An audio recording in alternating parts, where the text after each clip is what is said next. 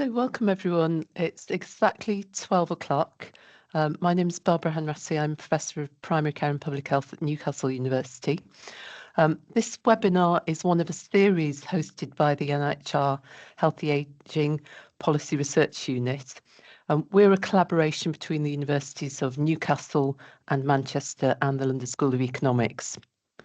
So in HAPRU, we take capacity building very seriously, and we're also committed to working across the NIHR infrastructure.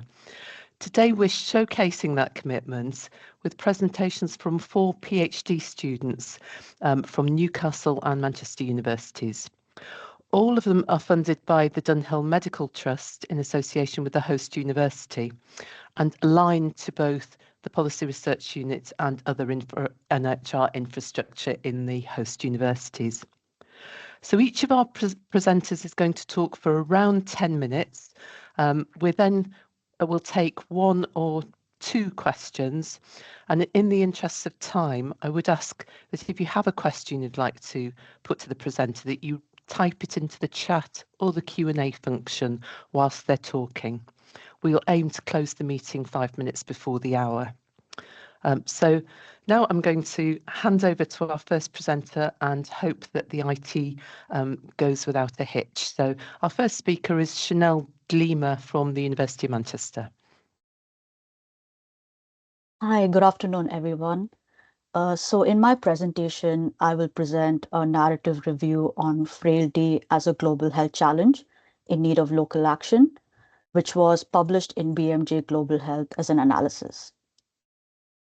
To provide a brief background on frailty, it's an age-related condition associated with losses across multiple organ systems and health domains. It has various clinical and social risk factors like living alone, having multiple chronic conditions, and low physical activity levels. And frailty is a major health concern as it affects an older person's ability to age successfully and remain independent.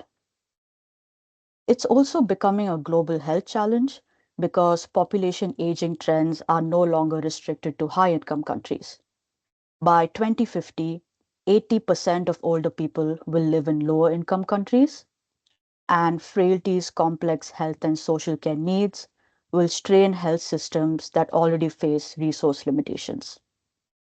And for the purpose of this presentation, low income countries will be an umbrella term for low income, low and middle income, and upper middle income countries, according to the World Bank's classifications. So when I looked at the research landscape, there was limited evidence on frailty from a global perspective. And to bridge this evidence gap, this review was written to highlight the current state of frailty research through a global health and policy lens, and to present context-specific implications for addressing frailty as a global health challenge. In the next few slides, I will present 3 key takeaways from analyzing the overall evidence base on frailty. The first key takeaway is that frailty research is skewed towards specific geographies and economic areas. Most research is from high-income countries, but the evidence base from low-income countries has been recently growing. But because of this skewed research landscape and the different frailty definitions and assessment tools used in the studies, it's difficult to establish the true global burden of frailty, and also challenging to compare how effective frailty screening and management tools are across contexts. The second key takeaway is that the frailty research landscapes from high-income and lower-income countries are evidently different. Although there are exceptions, most studies from low-income countries use smaller samples, focus on specific regions and populations to understand frailty burden and adapt different frailty tools, while studies from high-income countries use large samples, for example, from administrative databases, to explore different aspects of frailty. One reason for this is that population aging surveys in high-income countries, like the Health and Retirement Study in the US and ELSA in England, are valuable sources of data to conduct frailty research. And these surveys have been collecting information from as far back as the 1980s, making them already rich sources of data for large studies on frailty. But recently, in lower income countries, population aging surveys have been rolled out, such as in India, Brazil, and South Africa, which have contributed to the growing evidence base from these countries. And there is also ongoing work in understanding aging on a global scale. For example, the World Health Organization's SAGE study is collecting longitudinal data on aging and health from countries in different continents. So, what can we expect from these research trends in lower income countries? As these surveys mature, we can expect a more enriched frailty research landscape that will enable cross country comparisons and also highlight context specific nuances in frailty screening and management. And the third key takeaway is that there is a lack of evidence on frailty in clinical and social care practice in low income countries. Some challenges include overlapping manifestations of frailty with those of chronic diseases, overburdened health workforces, limited validated tools, and lack of training and equipment to identify and manage frailty. These factors lead to challenges in identifying frailty as a distinct condition and limit clinical opportunities to address frailty once it develops. And in the last third of this presentation, I will present three key considerations for how we can contextualize frailty in research and practice. The first key consideration is that as stakeholders, we should think globally but research locally. The evolution in frailty research should not be viewed as a linear journey, and frailty research in lower income countries does not need to catch up to that in high income countries. And because frailty is influenced by different socioeconomic, demographic, and clinical factors, frailty research should represent different geographies, populations, health systems, and community settings. And the current global evidence should help guide rather than dictate local research. So, frailty and aging strategies are starting to be integrated into practice and policies in lower income countries. For example, in Nigeria, the government has set up the National Senior Citizen Center, which aims to improve the standards of care in older people. And the center collaborates with the United Nations Department of Social and Economic Affairs. In Malaysia, the Gecko clinics provide coordinated and personalized services to identify and manage frailty in primary care. And these services are based on the Canadian Prisma model of frailty care, an example of how global evidence can guide local implementation. The second consideration is that we need to evaluate the global narrative around frailty and aging. Frailty is still considered a negative term, and the World Health Organization advocate moving away from a disease-focused model of aging and drawing focus to the concept of intrinsic capacity, which is described as functional reserves in multiple health domains. So, what should we consider if we move towards using intrinsic capacity as an aging related concept? It's a more positive term as it's a measure of what a person has, that is, reserves. It can be used to monitor trajectories throughout the life course, especially as most frailty instruments are only validated in older populations. But one could also argue that the shift from frailty to intrinsic capacity may diminish frailty's already established wide ranging impacts on individuals, communities, and health systems. And some frailty tools, like the Frailty Index, can capture characteristics not included in the intrinsic capacity composite score, like comorbidities and social vulnerability. And finally, we need to consider the potential socioeconomic benefits of addressing frailty.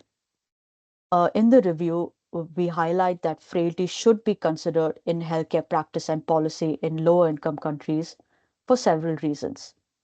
First, frailty is associated with greater healthcare use and costs, given its multidisciplinary care needs.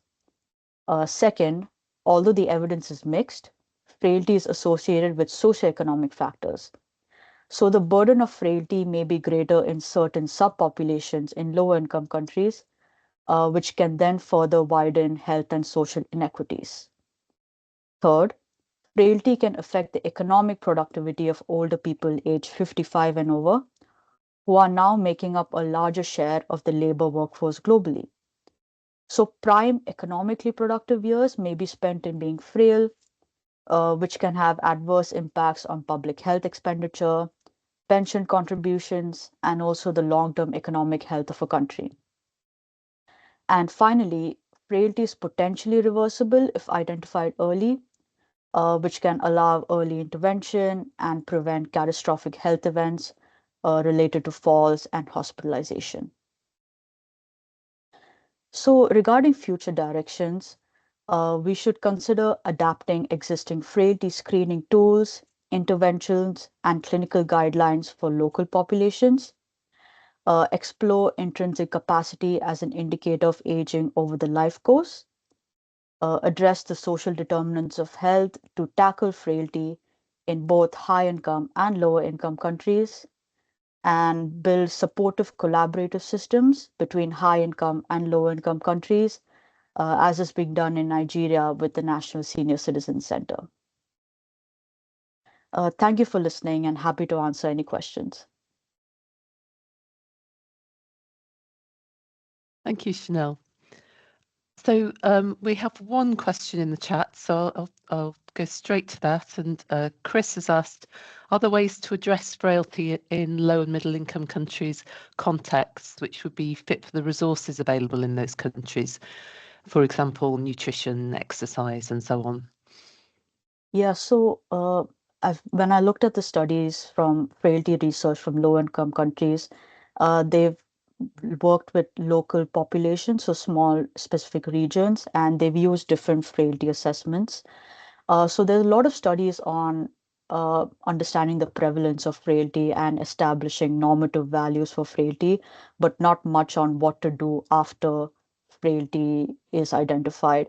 So there's a lot more research that needs to be done regarding the management side of things. And also because the interventions of frailty are multidimensional, so you need to take into account, for example, culturally specific nutrition to address frailty in different populations, different physical activity interventions, again, specific to different contexts. So yeah, there still needs more work in that area. And then we'll just take one more question from Oliver. Have you come across any examples of managing frailty in low-income countries that might be of relevance to higher income countries?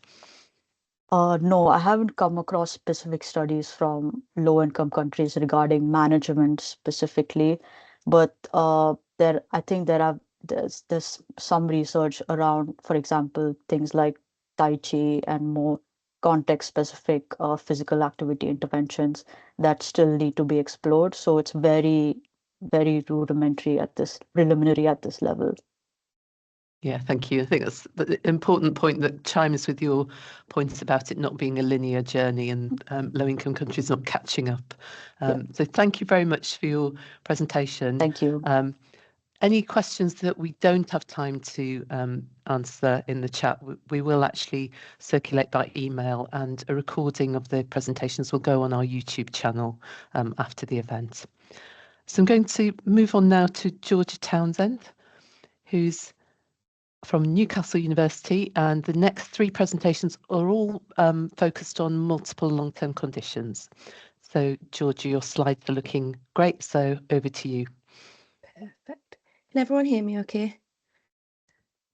Brilliant. So hello, as introduced by Barbara, my name's Georgia. I'm a third year PhD student at Newcastle University.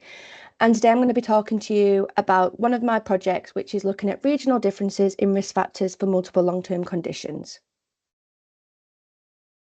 So I'm sure many of you know that the English population is ageing, with some areas ageing faster than others. This increase in ageing populations means that many countries are learning how to manage the increased demand on health and social care services. And we know that this ageing is unequal between regions in England.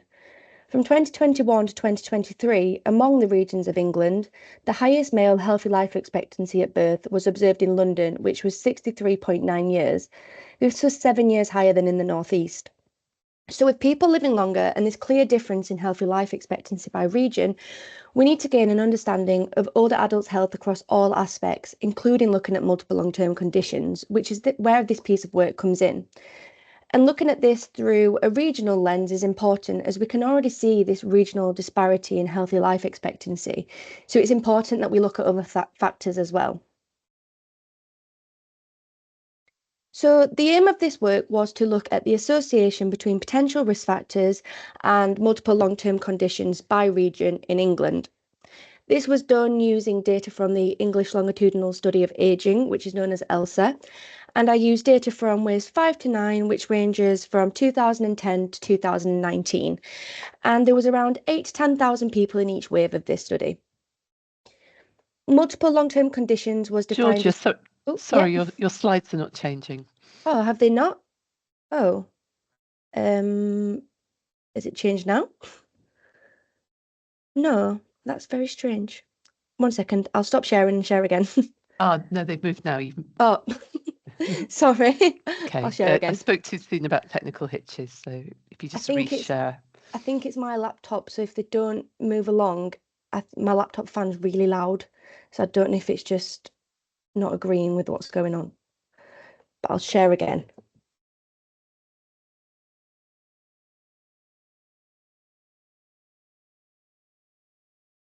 Sorry. Is that on the method slide? Yes. Yeah, right, brilliant. Okay. So multiple long-term conditions was defined as 2 or more chronic conditions. And in ELSA, people were asked if a doctor had ever told them that they had one of 15 conditions. Then from this, they were defined as either having multiple long-term conditions or not. Potential risk factors were chosen based on data availability and previously reported risk factors. These were age, sex, ethnicity, obesity, area deprivation, alcohol consumption, smoking status, non-pension wealth, self-rated health, frailty, instrumental activities of daily living, which are things like managing your finances and shopping, and activities of daily living, which are things like bathing and dressing. Has that moved along? No. I'll just keep speaking. Hopefully it catches up. I can just speak through what's on the slide. So for region, I used Government Office region, of which there were 9. These were the North East, the North West, Yorkshire and the Humber, the East Midlands, West Midlands, East of England, the South West and the South East. For all 9 regions, I built a separate model. All of these models were initially adjusted for age and sex, and then after that, I explored a range of risk factors which were listed on the screen before. These risk factors were added in one by one into the model based on a predetermined order from some preliminary analysis that I did. They were then chosen to be kept in the model or removed based on their statistical fit within the model. So this meant that each region's risk factor profile was unique and not every model included every risk factor. So from this, I then had a risk factor profile for each region. I'm not going to present them all today because it is a lot of information, but I've selected 2 regions, which are the North East and the South West, and I'm going to talk through them today. Is it on the North East slide by any chance? I'm guessing not. Oh, sorry. Right. I'll try talk through. I'm really sorry about this. I'm not sure why it's not sharing properly, but I will continue just to talk through them. So in the North East, from WIS 5 to 9, which was 2010 to 2019, the profile of risk and protective factors for living with multiple long-term conditions demonstrated some subtle fluctuations. During this time, there were some consistent risk factors and protective factors. So needing help with activities of daily living and needing help with instrumental activities of daily living and poor self-rated health were typically the strongest risk factors from WIS 5 to 7. Needing help with activities of daily living then remained the strongest risk factor from WIS 7 to 9, whereas needing help with instrumental activities of daily living became weaker at WIS 8 and then appeared to be protective at WIS 9. Age was typically the weakest risk factor at all waves, and excellent self-rated health was typically the strongest protective factor across the entire study period. And then talking about some changes that happened in the North East over this study period, non-pension wealth appeared to be a risk factor until wave 6. However, from wave 7 onwards, non-pension wealth no longer appeared to be an important risk factor. At wave 7, high area deprivation became a risk factor and remained so through the remainder of the study period. I previously said that excellent self-rated health was typically the strongest protective factor across the study period. The only exception to this was at wave 8, where non-white ethnicity was the strongest protective factor. As for obesity, smoking and alcohol consumption, they did not appear to be important risk factors in the North East over this period. But when I developed the models, I only included factors that improved the overall fit, as this gives the idea of the most important risk factors in each region, and none of these factors improved the model fit, which is why they weren't included in the final models. Would you like to just have one last go at resharing? Yeah, sorry, I Unshare don't and really know reshare, why because it's I doing think it this. would be much more. There. Is it caught up? Every time I press stop sharing, it catches up. Sorry, I did practice beforehand as well. I'll try a different way. I was asking if Linda had a copy, but apparently I sent them yesterday. I'll try this way instead, see if this works better.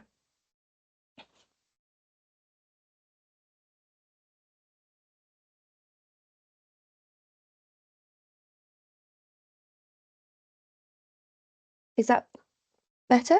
yes, you're moving now. Okay, right, I'll try this way instead. Sorry about that. Moving on to the southwest then. Again, like in the northeast, in the southwest we see subtle fluctuations in risk factors and protective factors over the study period. During this time, again, there were some consistent risk factors and protective factors for multiple long-term conditions.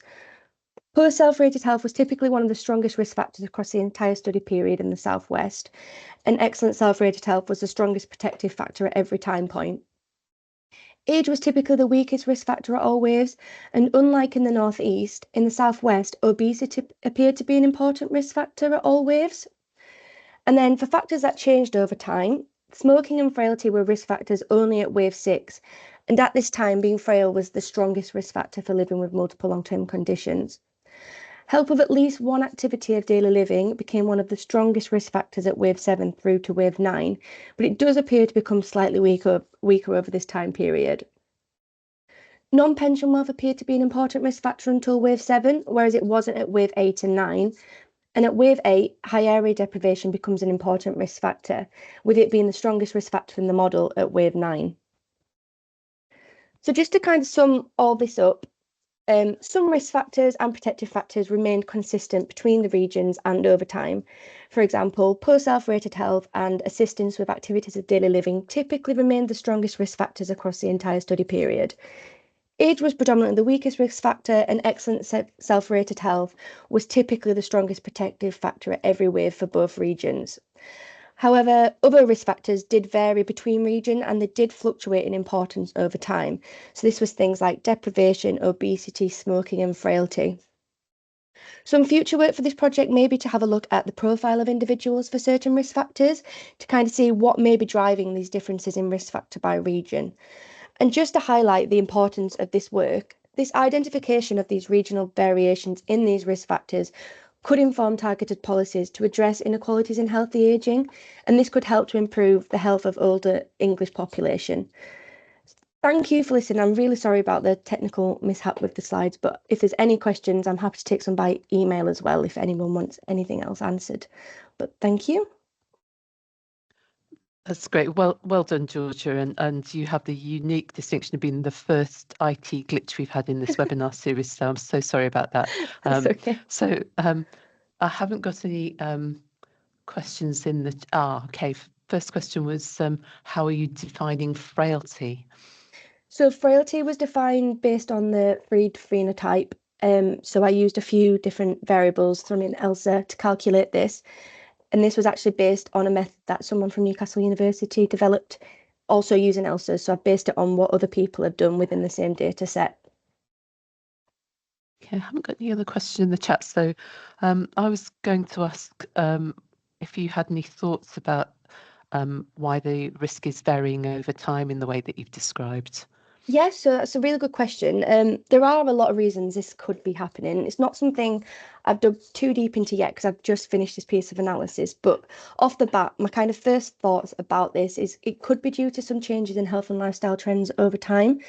For example, there's been a big push on campaigns to stop smoking, which could explain why it was a strong risk factor in the Southwest in the earlier waves, but not so much in the later waves. Could also be due to the makeup of the study sample. Because it's a longitudinal cohort study, there are changes to the population at each wave. So that could maybe explain some of these risk factors. And another reason that I think it could potentially be down to policy changes, especially on more of the economically driven risk factors like non-pension wealth. We're seeing like a drop of non-pension wealth around the time that there was policy changes towards pension. So it could be picking up this delayed effect of these changes. But it is something I need to do a little bit more digging into, and I'm looking at doing a follow-up project on this to kind of try and work out what is going on. Okay, thanks. And I think the last question we'll take from Luke Munford. Can you re-explain the reasoning of having different risk factors by region, and are there any common between area risk factors? Yeah, so of course. So the main reason I wanted to look at if there was differences in these risk factors is because I want to see if policy implication should be a regional approach or it should be like a whole country approach. And I think this kind of highlights the fact that because there is these different important risk factors by region, that we should be more doing like implicating things regionally rather than as a whole country approach. In terms of ones that are coming up across all regions, help with activities of daily living, that seems important everywhere. So does self-rated health, and so does area deprivation. That appears to be becoming more important over time in every region. But there are some like frailty and smoking that are very distinctly different by region. Okay, thanks, Freya. I think at that point we'll say thank you and again apologise for the IT glitch and move on to our third presenter. So Hilary Shepherd is also a Newcastle University PhD student, and your slides are sharing. So just to note that if you're on a computer at home, you may be able to move the slides bottom left-hand corner yourself. You may not need to wait for the presenter to move them. So Hilary, over to you. Thanks, Barbara. Hi, everyone. I'm really pleased to be here today and present to you this work from my PhD. I'm a second-year PhD student, and I've been looking at the association between multiple long-term conditions and dementia. I'm sure most people here are aware of these two concepts, but just so that we're on the same page, when I'm talking about dementia, I'm referring to any subtype. And when I'm talking about multiple long-term health conditions, I'm referring to two or more chronic health conditions in the same person at the same time. Historically, multiple long-term health conditions has been thought to be associated with aging, but recent research has identified that this is happening a lot more frequently to adults in working life, younger adults, which is a worrying trend because when I was doing my literature review on this subject, I found that it was associated with an increased risk of getting dementia. So if this trend continues, what we could see is that people are getting sick from a younger age and that they have a greater risk then of getting dementia after that. We know that a number of individual health conditions are associated with an increased risk of dementia, but my aim in this study was to look at what happens when a person has two or more at the same time. The research that I found that has already been done on this topic was either not done in the UK or was done in a cohort of patients, maybe not representative of the population. So I wanted to conduct my own study in a real-world data source, which was more representative and ideally using electronic healthcare records to mitigate the risk of using data where conditions were self-reported by the patient or a carer, for example, and to prioritise conditions that were diagnosed by a clinician instead. So based on this, these are my study objectives, primarily to determine the risk of getting dementia in people with multiple long-term health conditions and then determine who is at greatest risk. To do this, I'm using data called CPRD, which is a pseudonymised data set of English GP practices. and it contains everything I need to determine whether somebody got multiple long-term health conditions or got dementia. One of the real strengths of this data is its size. There's currently 60 million people in the data set, but it's also representative in terms of age, sex, and ethnicity, and it contains clinician-diagnosed information. The next thing I needed to do was to define multiple long-term health conditions. And in previous research, this has been anywhere from 3 conditions to more than 300.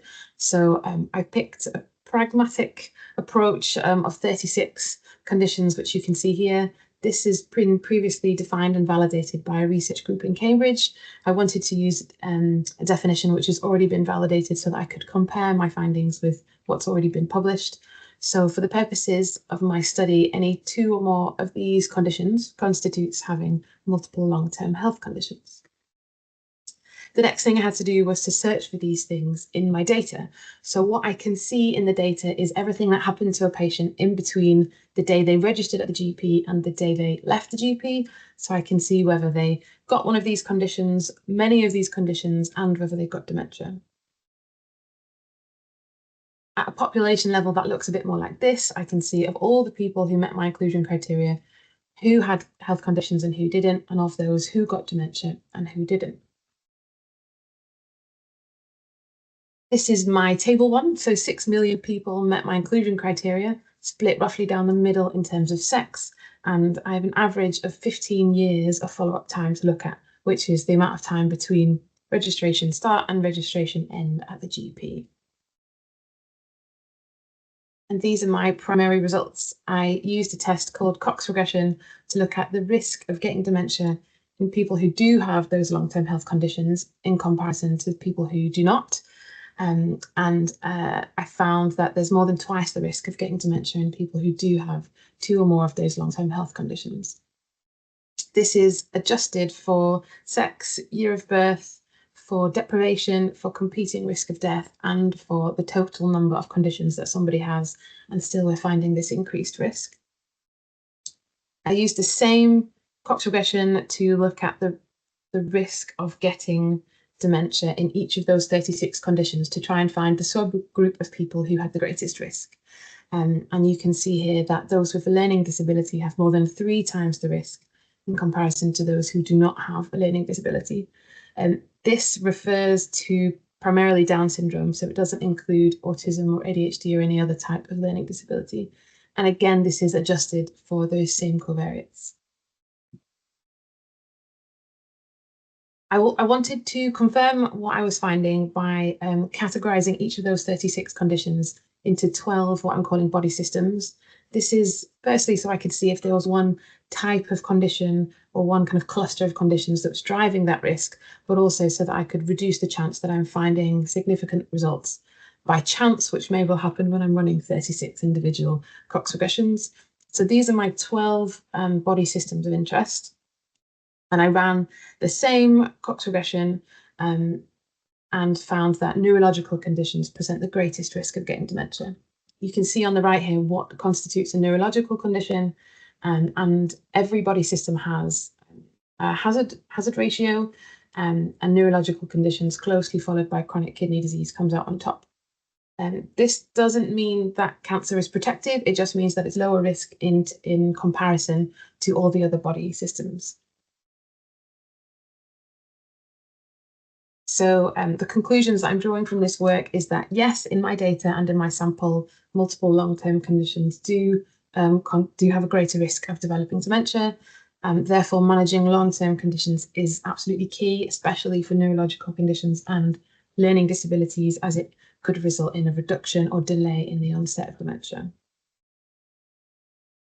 What I'm working on next is looking at the sequences of disease that lead to dementia. So in the data set there are hundreds of trajectories that are leading to dementia, and I'm interested to look at what are the common patterns. Are they different between men and women, between levels of deprivation, and therefore is it possible to use those sequences of disease to predict who will get dementia? Thanks very much. That's great. great. Thanks, Hilary.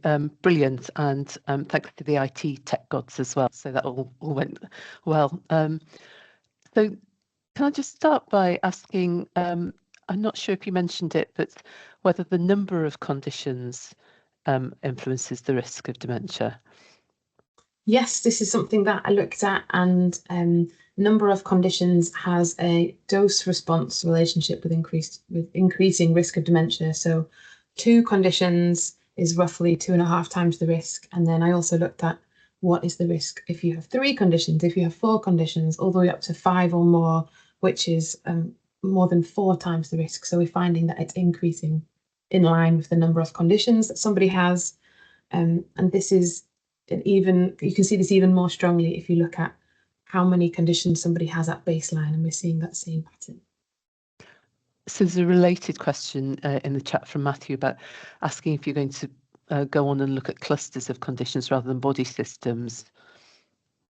Yes, so as part of my next study, I'm going to cluster using a bit more of a formal method. It was just categorized based on discussion this first time into body systems. So I'm going to be looking at what conditions do cluster together, and how many people have each of those clusters, and then which cluster puts somebody at greater risk. So that's part of the plan going forward. And there's a comment and a question from Emma in the chat, so asking what this data means for health service configurations. But the question that I'm going to pick out is that does your data imply temporality, dementia or multiple long-term conditions occurring first? So which comes first? Sure, thank you. I have tried to organise the data so that multiple long-term health conditions come first, but I'm really relying on how it's recorded.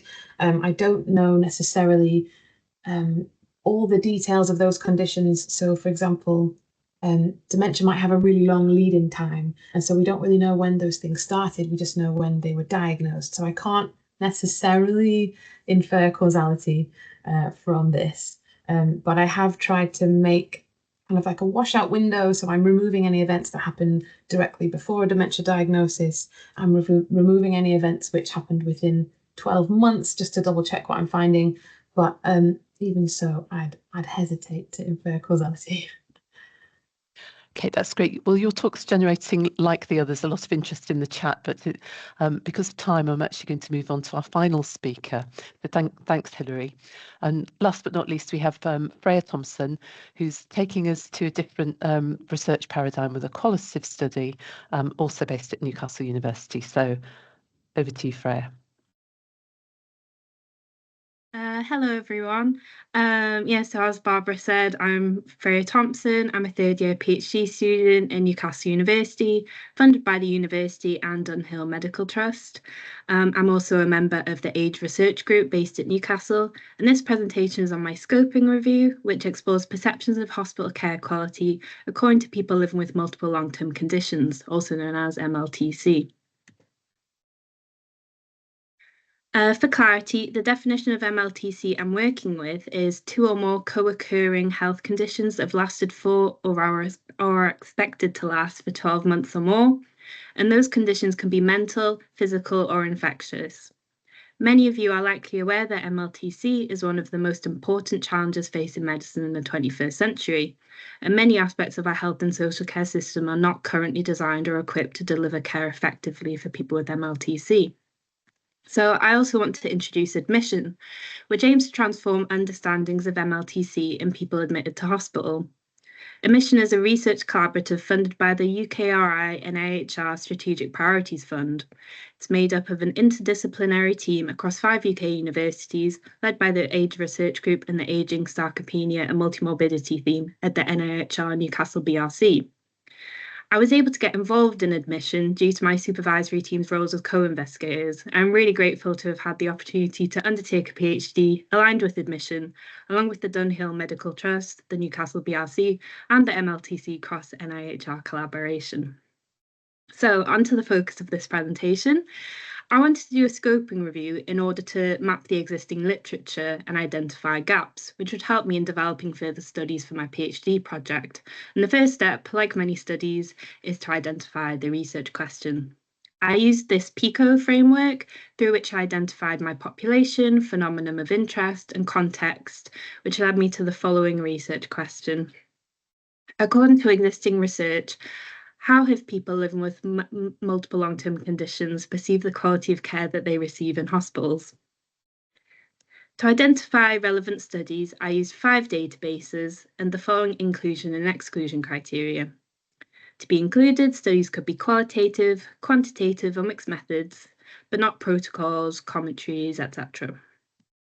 The studies could be observational or interventional, but in order to be included, a baseline measurement of the participants' perception of care quality prior to the intervention had to have been recorded. For the purposes of this review, we decided to define hospital care as care from medical specialists outside of the home, so things like virtual wards were not included. We also decided to focus on peer-reviewed literature, so grey literature was excluded. And finally, the search was worldwide, but papers had to be written in English to be included. As for study selection, over 3,500 records were identified by the databases, and after removal of duplicates, that decreased to almost 2,500. After title and abstract review, 58 papers were assessed in full. Just 14 of these ended up being included in the scope review. However, forward and backward citation searching identified almost 800 records, and in the end, it was decided that 3 papers should be added to the review, and this meant 17 papers in total. Now, on to charting the data. As you can see, 8 of the 17 studies were qualitative, 7 quantitative, and 1 was mixed methods. And as for the continent the studies were conducted on, the majority took place in North America, 3 in Australia and Europe, and 1 in Asia and Africa, respectively. Characterizations of MLTC varied quite considerably. Some recruited participants with 2 or more long-term conditions of any kind, or required conditions to be from a predetermined list, while others focused on a core condition along with comorbidities. Aspects of care quality investigated also varied, but care transitions were the most popular focus, whether that was within hospital wards, from hospital to home, or readmission. As for qualitative methods used, thematic analysis was the most common. And regarding quantitative instruments, while 2 studies used the Patient Assessment of Chronic Illness Care Questionnaire, 1 study used an adapted version, making every instrument used throughout the 7 quantitative studies unique. After data charting, I synthesized the study's results into 6 themes, which I'll now briefly cover one by one. Firstly, quite a few quantitative studies reported that overall perceptions of care were quite good. However, when people with MLTC's perceptions were compared to those without MLTC, they were generally less satisfied. Additionally, there was a little consistency between the demographics of participants and their perceptions, so that perhaps needs some more research. Secondly, participants reported a desire for consistency in their healthcare providers and sites of care, including integration of mental and physical health services. Across the included studies, there was a sense among participants that healthcare providers tended to prioritise acute conditions over their long-term conditions, despite participants feeling that their long-term conditions were often more troublesome for them. This sometimes resulted in an increase in their long-term conditions as symptoms. Additionally, some participants felt that the quality of care for their long-term conditions decreased with their length of stay. Regarding patient engagement, participants largely reported being very engaged in their care, and any lack of adherence to treatment plans were generally due to stress and confusion. Another interesting aspect of patient engagement found was that patients with diabetes who were at home very competent in managing their care became passive in hospital as a form of collaboration.